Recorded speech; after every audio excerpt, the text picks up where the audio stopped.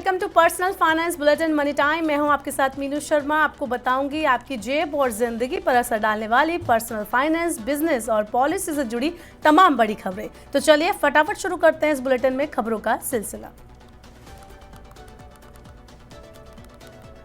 खाद्य पदार्थों की ऊंची कीमतों से उपभोक्ताओं को राहत दिलाने के लिए सरकार ने भारत ब्रांड के तहत गेहूं के आटे और चावल की खुदरा बिक्री का दूसरा चरण शुरू किया है। एनसीसीएफ, नेफेड, केंद्रीय भंडार और ई कॉमर्स प्लेटफॉर्म के माध्यम से आटा और चावल को 5 और 10 किलोग्राम के पैकेट में बेचा जाएगा। भारत ब्रांड गेहूं आटा की कीमत 30 रुपये प्रति किलोग्राम और चावल का दाम 34 रुपये प्रति किलोग्राम होगा। सरकार ने मूल्य स्थिरीकरण कोष के अंतर्गत दूसरे चरण में खुदरा बिक्री के लिए एफसीआई से 3.69 लाख टन गेहूं और 2.91 लाख टन चावल जारी किया है। सरकार ने कहा है कि उपभोक्ताओं की मांग पर छोटे आकार के पैकेट लाने पर भी विचार किया जाएगा। सरकार ने पहले चरण में अक्टूबर 2023 से जून 2024 तक 15.20 लाख टन गेहूं, आटा और चावल 14.58 लाख टन का वितरण किया था।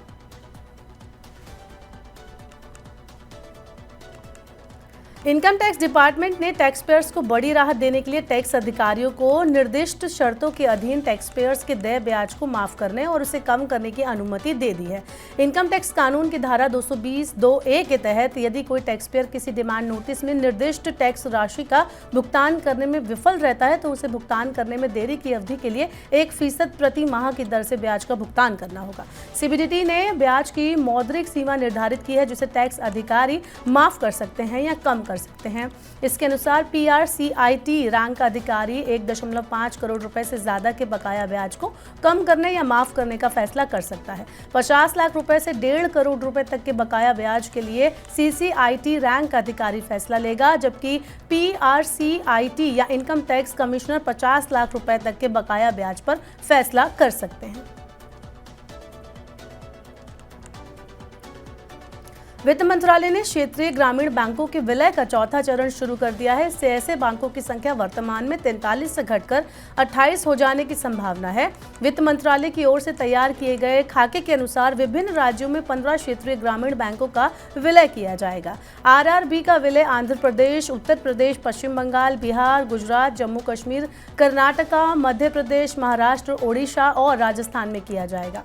वित्तीय सेवा विभाग ने क्षेत्रीय ग्रामीण बैंकों के प्रायोजक बैंकों से 20 नवंबर तक टिप्पणियां मांगी है। सरकार ने वित्त वर्ष 2004-05 में आरआरबी के विलय की पहल शुरू की थी। 3 चरणों के विलय के बाद आरआरबी की संख्या 196 से घटकर 43 रह गई। इन बैंकों की स्थापना आरआरबी अधिनियम 1976 के तहत की गई थी, जिसका उद्देश्य ग्रामीण क्षेत्रों में छोटे किसानों, कृषि मजदूरों और कारीगरों को ऋण और अन्य सुविधाएं प्रदान करना था। सुप्रीम कोर्ट ने एक ऐतिहासिक फैसले में कहा है कि संविधान के तहत सरकारों को जनता की भलाई के लिए प्राइवेट प्रॉपर्टी को अपने कब्जे में लेने का अधिकार नहीं है। हालांकि शीर्ष अदालत ने कहा कि सरकारें कुछ मामलों में प्राइवेट प्रॉपर्टी पर दावा कर सकती हैं।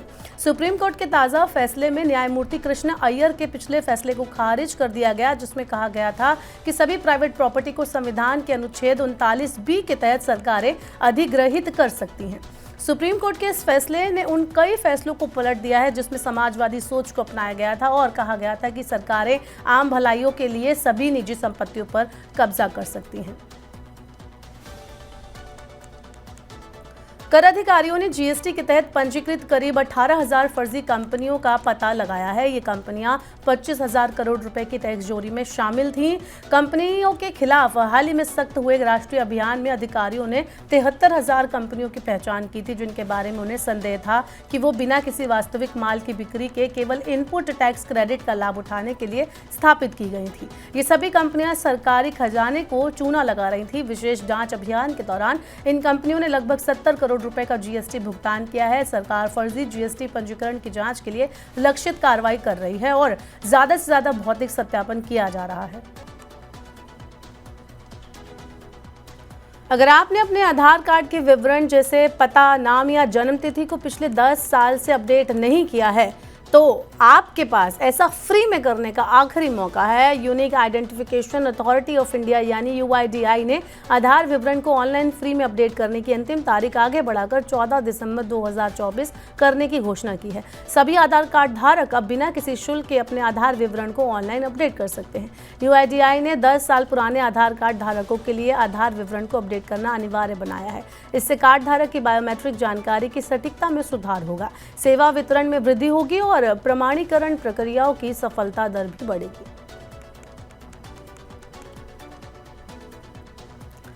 सरकार ने स्पष्ट कर दिया है कि उड़ान के दौरान यात्री वाईफाई के जरिए इंटरनेट सेवाओं का इस्तेमाल केवल तभी कर पाएंगे जब उनका विमान 3000 मीटर की ऊंचाई पर पहुंच जाएगा और उसमें इलेक्ट्रॉनिक उपकरणों का इस्तेमाल करने की अनुमति होगी। सरकार ने उड़ान और समुद्री संपर्क नियम 2018 के तहत विमान के भारतीय हवा में 3000 मीटर की ऊंचाई पर पहुंचने के बाद ही मोबाइल संचार सेवाएं देने की अनुमति दी हुई है। ऐसा स्थलीय मोबाइल नेटवर्क के साथ हस्तक्षेप से बचने के लिए किया गया है। सरकार ने नए नियम में कहा है कि उप नियम में निर्दिष्ट भारतीय हवाई क्षेत्र में न्यूनतम ऊंचाई होने के बावजूद विमान में वाईफाई के जरिए इंटरनेट सेवाएं तभी उपलब्ध कराई जाएंगी जब विमान में इलेक्ट्रॉनिक उपकरणों का इस्तेमाल करने की अनुमति होगी। नए अधिसूचित नियम को उड़ान और समुद्री संपर्क संशोधन नियम 2024 कहा जाएगा। वायु गुणवत्ता के खतरनाक स्तर तक गिरने के कारण एयर प्यूरिफायर की मांग में जोरदार उछाल आया है। दिल्ली NCR में वायु गुणवत्ता की स्थिति काफी खराब स्तर पर पहुंच गई है। कैंट RO सिस्टम्स, Xiaomi और LG इलेक्ट्रॉनिक्स इंडिया सहित अन्य कंपनियों के मुताबिक त्योहारी मौसम में एयर प्यूरिफायर की बिक्री में 50% तक की वृद्धि हुई है, क्योंकि दिल्ली और आसपास के इलाकों में AQI खतरनाक स्तर की ओर बढ़ गया है। पिछले साल की तरह उपकरण निर्माताओं ने पिछले 2-3 हफ्ते में एयर प्यूरिफायर की बिक्री और पूछताछ में वृद्धि देखी है और आने वाले हफ्तों में AQI में वृद्धि के साथ इसमें और ज्यादा तेजी आने की उम्मीद है। पूंजी बाजार नियामक सेबी ने म्यूचुअल फंड कंपनियों को उन विदेशी म्यूचुअल फंड या यूनिट ट्रस्ट में निवेश की अनुमति दे दी है जो अपनी संपत्ति का एक निश्चित हिस्सा भारतीय शेयर बाजार में निवेश करते हैं। ये छूट इस शर्त पर दी गई है कि ऐसे विदेशी फंड का भारतीय शेयरों में कुल निवेश उनकी शुद्ध संपत्ति के 25% से ज्यादा ना हो। सेबी के इस कदम का उद्देश्य विदेशी म्यूचुअल फंड और यूनिट ट्रस्ट में निवेश को सरल बनाना, निवेश के तरीकों में पारदर्शिता लाना और म्यूचुअल फंड को अपने विदेशी निवेश में विविधता लाने के लिए सक्षम बनाना है। नया नियम तत्काल प्रभाव से लागू हो गया है। Online food delivery platform Swiggy का IPO बुधवार यानी 6 नवंबर को खुलने जा रहा है। स्विगी IPO से 11,327 करोड़ रुपए जुटाना चाहती है। IPO के तहत 4,499 करोड़ रुपए के ताज़ा शेयर जारी किए जाएंगे। इसके अलावा 6,828 करोड़ रुपए की बिक्री पेशकश लाई जाएगी। स्विगी ने IPO के लिए 371 रुपए से 390 रुपए प्रति शेयर का मूल्य दायरा तय किया है। IPO 8 नवंबर को बंद होगा। स्विगी का मूल्यांकन लगभग 11.3 अरब डॉलर आंका गया है। जुलाई 2021 में लिस्ट हुई प्रतिद्वंदी जोमैटो का बाजार मूल्यांकन 2.13 लाख करोड़ रुपए है। अपोलो इंटरनेशनल समूह की इकाई अपोलो ग्रीन एनर्जी लिमिटेड अपनी विस्तार योजना को पूरा करने और नई परियोजनाएं हासिल करने के लिए अगले साल IPO लाने की तैयारी कर रही है। इसके अलावा कंपनी 2025 तक 10,000 करोड़ रुपए का निवेश करने की तैयारी में है। अपोलो ग्रीन एनर्जी लिमिटेड के CEO संजय गुप्ता ने कहा कि 200 से ज्यादा पेशेवरों और 3500 करोड़ रुपए का ऑर्डर बुक करने के साथ ही कंपनी ऐसी परियोजनाएं विकसित करने पर ध्यान केंद्रित कर रही है जो देश की ऊर्जा जरूरतों को पूरा करने और स्थिरता को बढ़ावा देने में मदद करेंगे। अपोलो ग्रीन एनर्जी लिमिटेड एक अग्रणी इंजीनियरिंग, खरीद और निर्माण कंपनी है जो रिन्यूएबल एनर्जी में विशेषज्ञता रखती है।